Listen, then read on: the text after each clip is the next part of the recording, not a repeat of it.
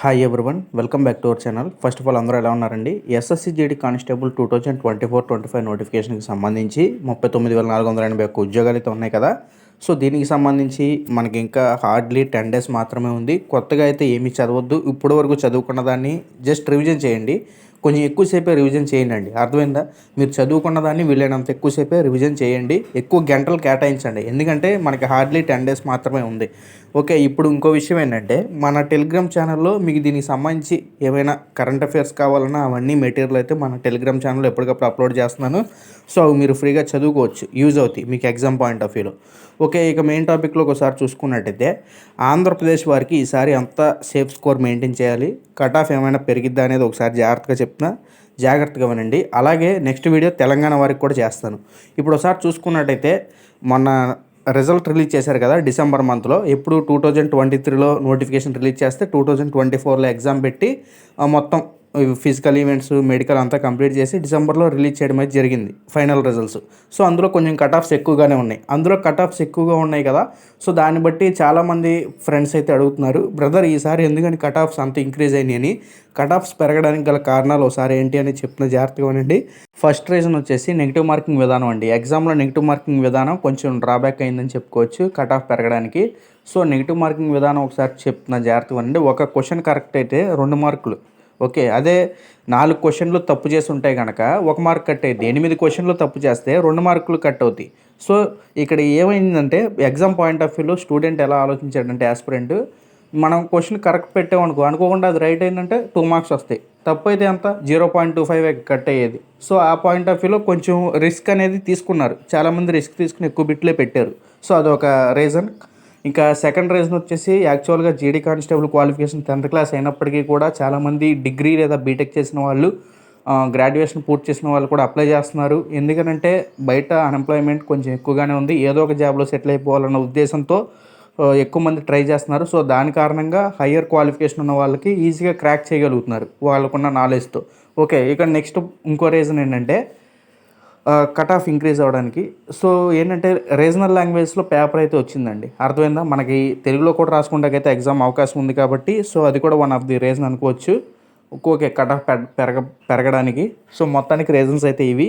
ఇంకో విషయం ఏంటంటే మనకి ఈ నోటిఫికేషన్ ప్రజెంట్ మీరు ఎప్పుడు రాస్తారు కదా నోటిఫికేషన్ ఎగ్జామ్కి, దీనికి సంబంధించి కట్ ఆఫ్స్ ఇంకా ఎక్కువగా ఉంటాయి. అవి ఎందుకంటే లాస్ట్ టైం మీద పోస్టులు ఈసారి తక్కువగా ఉన్నాయి.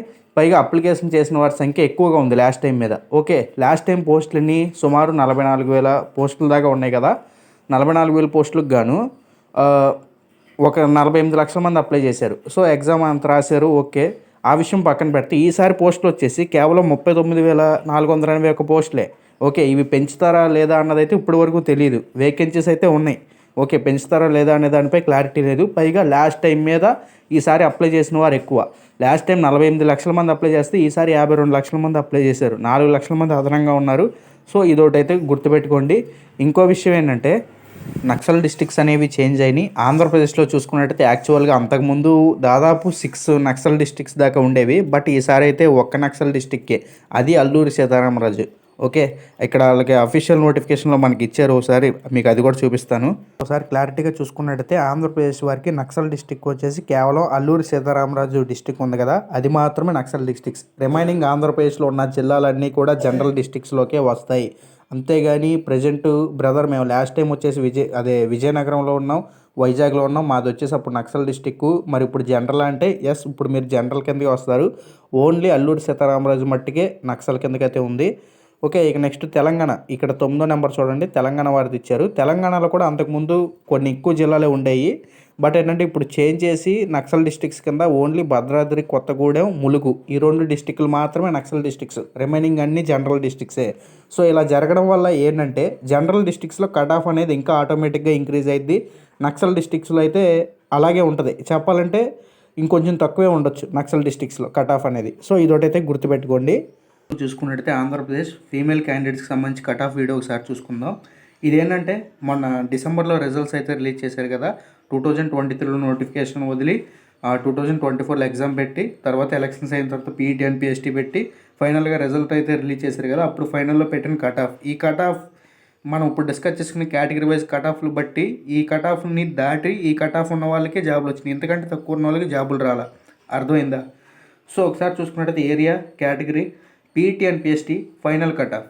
ఓకే, ఇక్కడ చూసుకున్నట్టయితే పీఈటీ అండ్ పిఎస్టీకి మధ్యలో మెడికల్ అయితే జరుగుతుంది. బట్ ఏంటంటే ఆ మెడికల్ అనేది పీఈటీ అండ్ పిఎస్టీతో పాటు కలిపి జరిగిపోయింది. యాక్చువల్గా ఎప్పుడు అయితే పీఈటీ అండ్ పిఎస్టీ జరిగిన తర్వాత కొన్ని రోజులకి మెడికల్ జరిగిద్ది.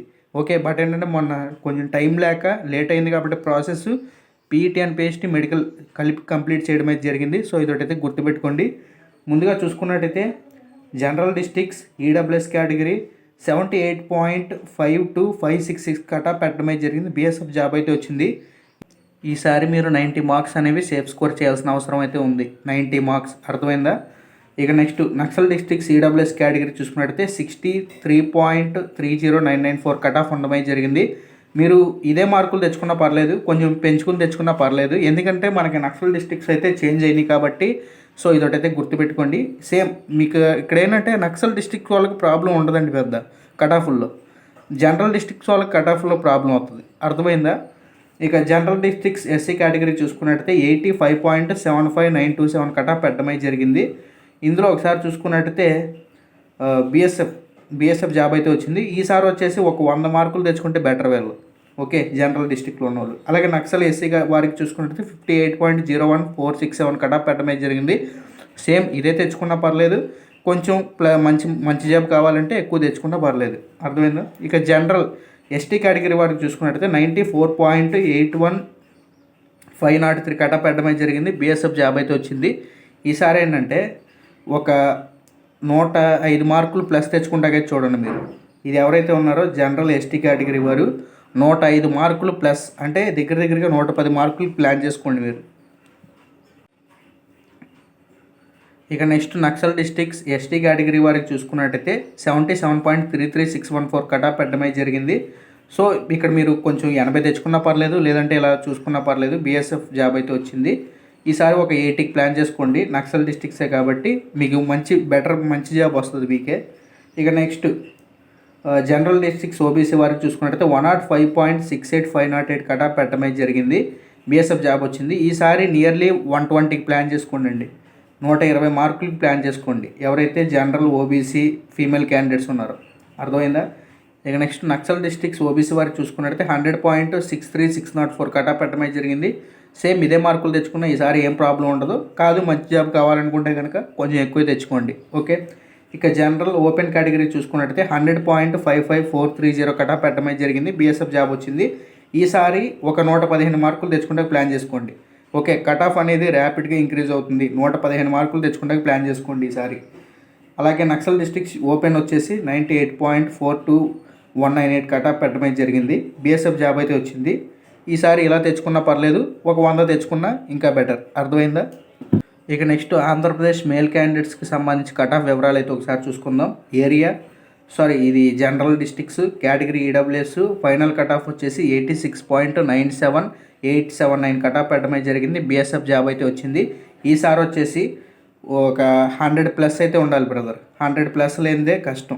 ఓకే, ఇదొకటైతే గుర్తుపెట్టుకోండి. జనరల్ డిస్ట్రిక్ట్స్ వాళ్ళు 100+ లేనిదే కష్టం. 100+, 100 లోపు ఉంటే కష్టమే. 105, 110 మార్కులు దాకా తెచ్చుకోండి. అలాగే నక్సల్ డిస్ట్రిక్ట్స్ ఏడబ్ల్యూఎస్ కేటగిరీ చూసుకున్నట్టయితే 53.00854 కట్ ఆఫ్ పెట్టడమే జరిగింది. బీఎస్ఎఫ్ జాబ్ అయితే వచ్చింది. సేమ్ ఇదే మెయింటైన్ చేసినా పర్లేదు. ఓకే, ఒక 60 మార్క్స్ తెచ్చుకుంటే ఇంకా మీకే బెటర్. మంచి 47 వచ్చే ఛాన్స్ ఉంటుంది. ఎస్ఎస్బి కానీ ఓకే ఐటీబీపీ కానీ అలాగే జనరల్ డిస్ట్రిక్ట్స్ ఎస్సీ కేటగిరీ చూసుకున్నట్టయితే 81.32998 కట్ ఆఫ్ పెట్టడమే జరిగింది. ఈసారి ఒక 90 క్రాస్ చేయడానికి చూడండి మీరు. ఓకే, 90+, ఓకే 95 కావచ్చు, ఓకే నియర్లీ 100 ఇలా ప్లాన్ చేసుకోండి, బాగుంటుంది. బీఎస్ఎఫ్ జాబ్ అయితే వచ్చింది. ఇక నక్సల్ డిస్ట్రిక్ట్స్ ఎస్సీ కేటగిరీ చూసుకున్నట్టయితే 59.31824 కట్ ఆఫ్ పెట్టడమే జరిగింది. అస్సాం రైఫిల్లో వచ్చింది. సో ఒక 60 మార్కులు తెచ్చుకుంటే బెటర్. ఓకే, 60, 59 కాబట్టి నేను ఒక మార్కే పెట్టి చెప్పాను. ఇక next general districts ST category చూసుకున్నట్టయితే 95.33999 కట్ ఆఫ్ పెట్టడమే జరిగింది. సో ఈసారి మీరు వచ్చేసి ర్యాపిడ్గా ఇంక్రీజ్ అయింది బ్రదర్. ఇక్కడ 110 తెచ్చుకుంటాకైతే ప్లాన్ చేసుకోండి. ఈసారి జాబ్ గ్యారంటీ 110 తెచ్చుకుంటాకైతే ప్లాన్ చేసుకోండి. అలాగే నక్సల్ డిస్ట్రిక్ట్స్ 78.42509 కటాఫ్ పెట్టడం జరిగింది. బీఎస్ఎఫ్ జాబ్ అయితే వచ్చింది. ఈసారి మీరు వచ్చేసి ఒక 78 తెచ్చుకున్నా పర్లేదు, 80 తెచ్చుకుంటే ఇంకా బెటర్. అర్థమైందా? ఎందుకంటే నక్సల్ డిస్ట్రిక్ట్స్లో పెద్ద చేంజ్ అవ్వదండి. నక్సల్ డిస్ట్రిక్ట్స్ అనేవి తగ్గిపోయినాయి కాబట్టి ఇంక పెద్ద చేంజ్ అవ్వదు అక్కడ. ఓకే, జనరల్ డిస్ట్రిక్ట్స్ చూసుకున్నట్టయితే ఓబీసీ కేటగిరీ 106.37147 కటాఫ్ పెట్టడం జరిగింది. బీఎస్ఎఫ్ జాబ్ అయితే వచ్చింది. ఈసారి డెఫినెట్గా నియర్లీ 120 తెచ్చుకుంటాకైతే ప్లాన్ చేసుకోండి. 120. ఓకే, నక్సల్ ఓబీసీ కేటగిరీ చూసుకున్నట్టయితే 101.18256 కటాఫ్ పెట్టడం జరిగింది. బీఎస్ఎఫ్ జాబ్ వచ్చింది. ఈసారి సేమ్ ఎలా తెచ్చుకున్నా పర్లేదు, లేదు మంచి జాబ్ కావాలంటే కనుక ఒక 110+ తెచ్చుకుంటాకైతే చూడండి. అలాగే జనరల్ ఓపెన్ కేటగిరీ చూసుకున్నట్టయితే 99.86202 కటాఫ్ పెట్టడం జరిగింది. బీఎస్ఎఫ్ జాబ్ అయితే వచ్చింది. ఈసారి ఏంటంటే ఒక 115+ తెచ్చుకోండి. 115+ మార్కులు తెచ్చుకుంటే ప్లాన్ చేయండి మీరు, అప్పుడు జాబ్ వస్తుంది. ఓకే, నక్సల్ ఓపెన్ కేటగిరీ చూసుకున్నట్టయితే 98.52558 కటాఫ్ పెట్టడం జరిగింది. సో సేమ్ ఇలాగే తెచ్చుకున్నా పర్లేదు, ఒక 100 తెచ్చుకున్నా బెటర్. అర్థమైందా? ఒక 100 తెచ్చుకుంటే ప్లాన్ చేసుకోండి. సో మొత్తానికి మీకు కటాఫ్స్పై కొంచెం అవగాహన అయితే వచ్చింది అనుకుంటున్నాను. ఎందుకనంటే నేను ఇంత క్లారిటీగా చెప్తుంది ఏంటంటే జనరల్ డిస్ట్రిక్ట్స్లో ర్యాపిడ్గా ఇంక్రీజ్ అవుతుంది కటాఫ్ ఎప్పటికప్పుడు. ఇప్పుడు ఈసారి ఇంకా ఇంక్రీజ్ అయ్యిద్ది కొంచెం. ఎందుకనంటే ఇక్కడ మీరు గమనించాల్సిన విషయం ఏంటంటే డిస్ట్రిక్ట్స్ అనేవి తగ్గిపోయినాయి. ఆటోమేటిక్గా అక్కడ అప్లై చేసే జనాభా ఏంటంటే ఇందులోకి వచ్చేస్తారు. అంతకుముందు నక్సల్ ఉన్న వాళ్ళు ఇప్పుడు జనరల్ డిస్ట్రిక్ట్స్లోకి కన్సిడర్ చేయబడతారు. ఆటోమేటిక్గా జనరల్లో కాంపిటీషన్ పెరిగిద్ది. పైగా జనరల్కి ఏమైనా ఎక్కువ పోస్టులు కేటాయిస్తున్నారా అంటే వాళ్ళ జనాభాకి తగ్గట్టు చెప్పాలంటే నక్సల్ డిస్ట్రిక్ట్స్లోనే కొంచెం ఎక్కువగా ఉంటున్నాయి పోస్టులు. అంటే వాళ్ళ రేషియో అనేది పర్ఫెక్ట్ అవ్వట్లా. ఇక్కడ అర్థమైందా? మీకు అర్థమవుతుందా? రేషియో అనేది పర్ఫెక్ట్ అవ్వట్లా అంత. జనరల్ డిస్ట్రిక్ట్స్లో ఉన్న కాంపిటీషన్కి అక్కడ ఉన్న పోస్టులకి సరిపోవట్లేదు, కొంచెం ఇంకా కేటాయించవచ్చు. బట్ ఏంటంటే నక్సల్కి ఎక్కువ ప్రయారిటీ ఇస్తున్నారు. సో ఆటోమేటిక్గా నక్సల్ డిస్ట్రిక్ట్స్ వాళ్ళకి ప్లస్ అవుతుంది. సో ఇది మొత్తానికి